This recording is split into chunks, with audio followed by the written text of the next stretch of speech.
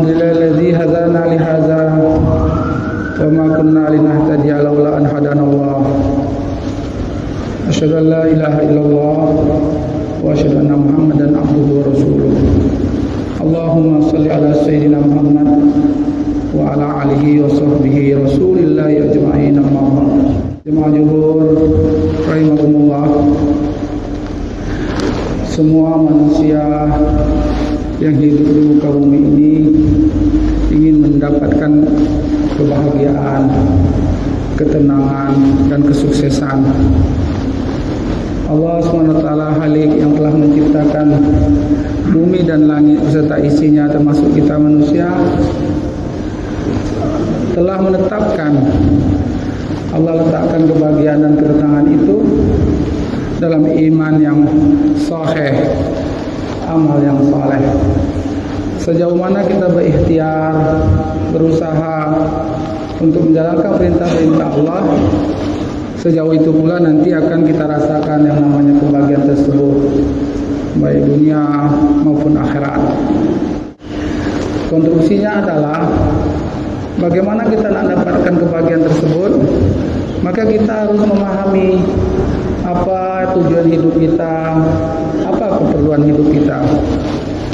Di dalam bahasa Inggris disebut the purpose of life dan necessary of life, maksudul haya dan wadudul haya. Dalam kesempatan ini kita berusaha, kita mencoba untuk apa sih yang menjadi keperluan hidup umat manusia ini. Keperluan hidup itu adalah fitrah manusia. Di antaranya makan minum, itu fitrah. Orang kafir makan minum, orang muslim makan minum, bahkan hewan pun makan minum. Nah, yang kedua berpakaian. Orang kafir berpakaian, orang muslim berpakaian. Itu keperluan hidup kita. Yang ketiga adalah kita punya tempat tinggal. Sama ada rumah, kita punya istana kah, rumah besar kah, rumah ngontrak kah, rumah kecil. Itu keperluan. Yang keempat apa? Itulah perkawinan atau pernikahan. Jadi orang kafir kawin juga, kita kawin juga agar kita bisa berkembang biak. Dan itulah cara Allah untuk menunjukkan salah satu nikmatnya dalam kehidupan. Dan yang kelima adalah profesi dan kendaraan. Ya, ada yang jadi tentara, ada yang jadi polisi, ada yang jadi dosen, ada yang jadi pedagang, ada yang jadi peternak. Itu keperluan hidup. Allah tidak suruh kita harus jadi ini, jadi itu. Tidak. Jadi guru, ustaz, bagus. Jadi polisi, bagus. Jadi pedagang, bagus. Itu keperluan hidup. Orang kafir pun ada yang seperti itu. Nah, yang membedakannya di mana? Caranya, metodenya itu. Maka apabila keperluan tadi kita hubungkan dengan sunnah, maka dia bervalue, ada nilai ibadahnya. Kalau tidak, ya no. Seperti orang kafir atau hewan. Nah, yang kedua adalah the purpose of life, tujuan hidup. Ini sering didengar, tapi kita harus ulang-ulangi supaya kita lebih paham, yakin, dapat amal. What the purpose of life? Apa tujuan hidup manusia ini? Karena kita Allah yang ciptakan, Allah sudah turun modelnya para nabi dan rasul, Allah turunkan guide-nya Al-Quran. Di Al-Quran sudah dijelaskan ada 3 tujuan hidup manusia dalam Al-Quran itu. Yang pertama adalah untuk ibadah. Ayatnya Az-Zariyat ayat 56. Wa ma khalaqtul jinna wal insan illa liya'budun. Tidak aku ciptakan jin dan manusia untuk beribadah. Persoalannya ibadah itu ada yang namanya am, ada yang namanya khas, ada yang nama ibadah khusus, mahdha, ada ghairul mahdha. Ibadah yang khusus itu yang mana? Yang terdapat dalam rukun Islam tuh. Ya, rukun Islam kita tahu ada syahadat. Ini komitmen nih. Ini pondasi. Yang kedua ada sembahyang 5 waktu. Nah, ingat ibadah khusus yang khas itu cara juklak-juk jenisnya sudah ditetapkan. Tidak boleh kita rubah-rubah. Contoh, kita sembahyang zuhur, mana boleh 5, mana boleh 3, tetap 4. Waktunya waktu zuhur. Begitu juga dengan sholat yang lainnya. Berikutnya juga seperti bukan puasa wajib kecuali bayar hutang. Itu namanya puasa sunnah, Senin Kemis, ya, puasa 6. Nah, yang fardu yang khusus itu adalah puasa Ramadan. Bulannya Ramadan mulainya dari kita imsak sampai maghrib. Ini sudah ada ketentuan, tidak usah dirubah-rubah. Nah, yang ketiga apa? Zakat mal dan zakat fitrah. Sekarang tidak boleh bakal zakat fitrah. Itu di bulan Ramadan. Zakat fitrah itu sekarang boleh zakat mal. Kalau nak tambah sedekah, boleh. Nah, berikutnya adalah haji. Nah, ini seumur hidup sekali. Tempatnya di Mekah, bulannya Zulhijjah, ada rukunnya, ada wajibnya, ada sunnahnya, sudah ada ketentuan. Di mana itu? Di samping dari Al-Quran yang pokoknya, dan lalu dilengkapi dalam sunnah-sunnah Rasulullah dan para sahabat. Nah, ini. Nah, yang ibadah umum yang mana? Nah, ibadah umum contoh, kita nak tambah solat, tambahlah solat sunat rawatib, tambahlah solat sunat duha, tambahlah solat sunat tahajud, banyak boleh, tidak dibatasi. Contoh, kita mau solat tahajud 2 rakaat, bagus. 4 rakaat lebih bagus, 8 rakaat lebih bagus. Sama dengan kedua, kita nak puasa, kita biasa puasa Ramadan, kita nak tambah sunnah Senin Kemis, bagus. Puasa 6 Syawal, bagus. Kalau kita zakat, dilebih zakat sedekah, nak 1.000 kan, nak 10.000 kan, nak 1 miliar kan, nak 1, silakan sebatas kemampuan, yang penting ikhlas. Betul. Nah, begitu juga yang lain. Itu. Tapi yang fardu tidak boleh dirubah-rubah. Tapi kalau nama, itulah namanya sunnah, ibadah itu. Jadi jangan kita sempitkan. Nah, di samping tadi ada juga misalnya kita kuliah, itu bernilai ibadah. Asal kita tidak bertentangan dengan syariatnya, ada manfaatnya hablum minallah dan hablum minannas. Kita kerja, bernilai ibadah. Cuma kalau kerja itu cuma duit, pikirannya ya sebatas duit lah. Dikit kurang, banyak ada cukup. Tapi kalau kita nilai ibadah, ada keberkahan di situ. Di samping dapat materinya, dapat pahalanya. Bahkan kita makan, kita tidur, kita mandi, kita berhubungan keluarga. Kalau niatnya, ya, caranya tidak bertentangan dengan syariat, mengikut sunnah, dapat pahala. Nah, artinya apa? Maka kita harus melihat Islam itu holistik, universal. Maka kita harus tahu, oh ini tujuan, oh ini keperluan. Oke, tadi karena waktu kita singkat, tadi sudah saya bilang tujuan pertama ibadah. Az-Zariyat ayat 56 ditambahlah hadis lain. Wa ma khalaqtul jinna wal insan illa liya'budun. Nanti boleh buka. Yang kedua, tujuan the purpose of life, ya. Maksudul hayat dalam Al-Qur'an kita itu apa? Kita menjadi khairu ummah. Kuntum khairu ummatin ukhrijat lin-nasi ta'muruna bil ma'ruf wa tanhauna 'anil munkar wa tu'minuna billah. Di mana itu? Al-Imran ayat 110. Kamu tuh the best umat, kata Allah tuh dalam Al-Quran tuh. Indikatornya apa? Bukan gemuk, gagar. Ini kan ajak orang kepada kebaikan. Kebaikan yang paling besar itu apa? Ajak orang kepada Allah. Itu bisa dilihat dalam surah Al-Fusilat. Waman ahsanu qawlan mimman da'a ila Allah wa amila sholihan faqala innani minal muslimin. Ajak orang kepada Allah. Kalau cuma ngajak orang jadi sarjana, orang kafir pun ngajak orang sarjana. Bukan tak boleh. Mengajak orang, ajak orang dulu kepada Allah. Profesinya silakan. Tapi berprestasi. Tuh. Lalu apa indikator kedua? Ya, kuntum khairu ummatin ukhrijat lin ta'muruna bil ma'ruf wa tanhauna 'anil munkar. Cegah kemungkaran. Ada orang mengaku ini punya akulah berkuasa selamanya. Kita ingatkan.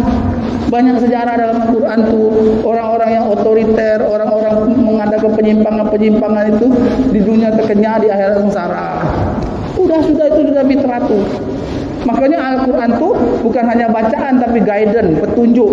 Bukan hanya petunjuk pembeda mana hak mana batil. Untuk apa? Sebenarnya untuk kebahagiaan kita, keselamatan kita. Nah itu. Jadi khairu ummah. Ini kita mengajak. Oke, ada yang bisa mengajak 1 juta umat, ada yang mengajak mungkin 1000, ada yang mengajak 100. Paling tidak ajak diri kita, ku ampusakum wa ahlikum naro, keluarga kita, yang di bawahan kita, bini, anak, keluarga. Kalaupun dia tidak mau, kita doakan, bujuk terus. Terus ada Nabi saja, Nabi Nuh tuh anaknya kan anda ikut, bininya ada salah satu pun tak ikut. Nabi. Tapi bukan ini menjadi dalil lantaklah dia nak ikut. Tak, buat ikhtiar maksimal. Tapi ingat, innaka la tahdi man ahbabta. Contoh, Nabi Muhammad pakciknya dia tak ikut. Wah, tabat yada Abi Lahab wa Abi Lahab. Kita siapa? Ya, kita nabi dah, dosa kita banyak, tapi yang paling penting Allah tuh nengok proses kita, ikhtiari kita tuh, aja. Jangan nunggu kaki lah kalau aku tamat UIN, aku tamat pesantren. Kapasitas besarnya iya, kapasitas kecil sebatas kemampuan. Aja. Kaki kalau nak belajar, antar kita Pak Ustaz, antar kita Pak Kiai atau Syekh, itu aja. Bahkan orang buta, orang bisu pun bisa ngajak. Orang bisu pun bisa, dah bisa cakap. Dia pakai peraga, bujuk rayu orang. Alhamdulillah, orang pun dapat hidayah kadang-kadang. Jadi kita tuh apa? Niat, cara, doa. Yang ketiga, tujuan hidup itu adalah apa? Khalifah fil ardh. Al-Baqarah surat kedua ayat 30. Wa idz qala rabbuka lil malaikati inni dza'ilun fil ardi khalifah. Itu. Khalifah bukan maksudnya jadi raja, bukan. Khalifah itu macam mana memakmurkan, menyejahterakan diri dan kawan-kawan saudara kita yang terdekat juga lebih besar. Contoh, Nabi Adam tuh dulu ada kerajaan, anak beranak dia tapi dia sudah buat. Dia ajak, bahkan anaknya Habil sudah ikut dibunuhnya adiknya Habil. Itu dalam Al-Quran tuh. Tapi dia tetap membuat ya sebagai khalifah fil ardh. Nah, mungkin skop besar kerajaan, negara, daerah, gubernur, bupati, wali kota. Nah, mungkin kita skop kecil di mana? Di rumah kita, di kampung kita, khalifah fil ardh. Artinya ada kemanfaatan. Berusaha kita menyejahterakan. Apabila kita buat yang positif 10 kali dapat ke kita. Apabila kita buat keburukan 1 untuk kita. Itulah hebat Islam nih. Kalau kita mau ngaji, sekarang kita ibadah bagus, tapi ngaji tak mau. Ujungnya apa? Gagal di ujung baru lelah, kecapean. Orang kalau dia punya bekal, dia tak ada menyerah. Ismun kariman aul mautun sahidan, mati pun dia happy, apalagi hidup. Kita dah, kalau kita ada iman, ya, ada belajar, lalu amal tu ikut-ikutan, kaya pun susah, apalagi miskin. Punya kerjaan susah, apalagi nganggur. Tapi kalau kita ada iman, no problem, kita terkesan. Allah tu bisa menciptakan dengan asbab tanpa asbab, bertentangan dengan asbab. Contoh, Nabi Adam tak punya bapak emak. Itu fakta tu. Amruhu idza arada syai'an yakul lahu kun fayakun. Isa tak punya bapak, punya mak. Kita umat Nabi Muhammad punya bapak, punya mak. Suka-suka Allah kok, rezeki itu sama. Bisa be Allah harus kerja dulu, bisa kau dah kerja. Itu kuasa Allah. Cuman kita ikut sunnahnya tu. Jangan tak kerja kita dapat. Itu pun tantangan dengan sunnah. Kita buat, mungkin tak dapat, mungkin dapat. Tapi kan kita masih hidup. Kita tenang. Sebenarnya dunia tu mesti itulah lebih kurangnya. Ya, kebanyakan pun susah, ada pun susah. Tapi yang paling penting tu macam mana kita dekat dengan Allah. Kalau hati kita dekat dengan Allah, pastilah kita nengok dunia ni ke bawah. Nengok akhirat tu ke atas. Misalnya sakit, aku sakit, orang di ICU tu berhari-hari. Aku miskin tu tengok yang kelaparan di pinggir jalan tu, atau yang kena gempa, kena musibah. Jadi dia nengok ke bawah. Tapi kalau nengok akhirat, dia nengok ke atas. Oh, dia dapat sembahyang tahajud, dia puasa Senin Khamis, dia baca Quran 1 juz sehari, dia mau duduk, dia mau ke masjid berjamaah. Itu dia tengok. Kita tak. Semuanya malas. Ke masjid berjamaah, ngaji malas. Minta Rabbana atinanya berlebih-lebih. Bukan tak boleh, tapi kurang tahu diri kita bela. Duit kita misalnya duit saku cuma 10-50 ribu, kita masuk ke restoran besar, aku dah tahu diri tu. Kita ukur-ukur. Orang yang bisa muhasabah diri itu, accountability itu kalau dia ngaji, kalau dia belajar, kalau dia berdiskusi dan muzakarah. Tapi las-lasnya adalah tak lain tak bukan ruk'an sujadan yabtaghuna fadlan minallahi wa ridwana, untuk apa tuh, mendapatkan ridho Allah. Ada orang bilang dia tuh rajin ke masjid tapi dia miskin. Itu bukan, salah cara berpikirnya. Orang ke masjid, orang beribadah itu tidak dapat surga. Dunia berpada-pada. Jadi kalau kita mengejas tuh muzakarah dulu, tanya dulu, ambil tuh primary data primer. Setan pintar, dosa kau jadi miskin, dosa kau kagak. Padahal orang yang kalang dapat maling tuh, tidak kita evaluasi. Orang tuh kalau masalah harta tuh Fir'aun sama Qarun tuh banyak. Tanyalah zaman Fir'aun tuh, ya, rajonya Fir'aun. Musa tuh bukan jadi raja pada masa Fir'aun tuh. Ibrahim tuh bukan jadi raja masa Namrud tuh. Namrud rajanya tuh. Tapi Ibrahim Musa tuh nabi besar ini mengajak orang selamat dunia wal akhirat, bukan dunia saja tapi yang paling akhirat. Karena kalau secara matematik infinitif akhirat tuh selama-lamanya, ada untuk dibandingkan dunia sebentar. Di kerajaan istana ya kadang bunuh-bunuhan juga, masih juga nyolong korupsi. Jadi ini yang mungkin untuk kita evaluasi diri, muhasabah. Ya, ini sebagai kita sama-sama belajar untuk kita menarik rahmat Allah, supaya kita sisa waktu kita atau waktu yang diberikan Allah ini kita dapat selamat, dapat untuk mengantarkan kita.